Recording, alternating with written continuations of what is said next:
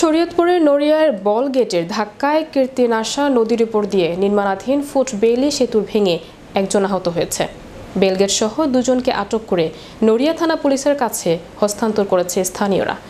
নড়িয়া থানা পুলিশ ও স্থানীয়রা জানায়, বুধবার সকাল ৯টার দিকে একটি বালুভর্তি বল গেট ফুট বেইলির সেতুর নিচ দিয়ে যাওয়ার সময় সেতুর পিলারের সাথে ধাক্কা দেয়। এতে সেতুটির একটি অংশ ভেঙে যায়। এ সময় সেতুর উপরে কাজ করা অবস্থায় একজন নির্মাণ শ্রমিক আহত হয়। বলগেটের চালক মোহাম্মদ হাসান হাওলাদার ও সোহেল কিবরিয়া নামে দুইজনকে আটক করা হয়েছে। বেলগেটটিও জব্দ করেছে নড়িয়া থানা পুলিশ। উল্লেখ্য, ৭ বছর ধরে কীর্তিনাশা নদীর উপর দিয়ে ভাষা সৈনিক গোলাম মাওলা সেতুটি নির্মাণ কাজ করে আসছে একটি ঠিকাদার প্রতিষ্ঠান। গেল ডিসেম্বরে পুরো সেতুটি ভেঙে ফেলা হয়।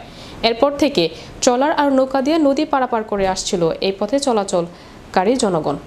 জনসাধারণের পায়ে হাঁটার চলাচল স্বাভাবিক রাখতে ফুট বেইলি সেতুটি নির্মাণ করছিল ঠিকাদার প্রতিষ্ঠান।